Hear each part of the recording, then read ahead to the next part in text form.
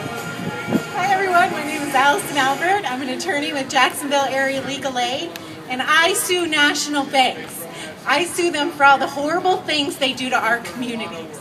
I sue them for the vacant homes that they leave scattered across our communities after they kick out families, put children out on the street, and then they leave that home vacant. And that's what a zombie foreclosure is. That's a vacant home sitting in a community that is sucking the life out of the rest of that community. That vacant home deteriorates everybody's property value. It hurts the entire community, the entire city of Jacksonville. And there are several thousand of these properties throughout our city. And I have filed complaints against all the national banks to stop these lending predatory practices.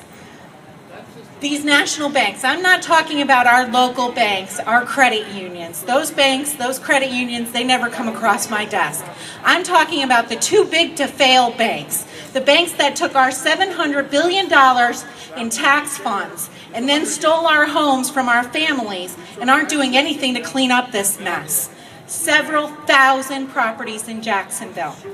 Not only do they lower the tax base, they leave our children homeless. Our children are growing up in apartments, in HUD housing, in projects, when there are empty backyards where they could be playing. I need this money to commission a study to support my legal complaints. I have alleged that this is a violation of the Fair Housing Act. All these bad things they do. They cannot do this and get away with it. I need a report to take to court with me. Any good lawsuit needs an expert. I'm trying to commission a report to document all the negative effects of these zombie vacant homes throughout Jacksonville. This report can be used to help us all. When we increase the tax base, we increase the funding to our children's schools, so all of our children get a better education. When we put families back in these properties, we give children a stable place to live, a backyard to play in. We give low-income, minority, middle-class families, we give them the opportunity to generate wealth. We no longer have pensions. Our Social Security program is on the fritz. Our one way to generate wealth for low-income and middle-income families is through home ownership, and that's what I'm trying to give back. There's no reason for a national bank to own several thousand homes while we pay to house our children in projects.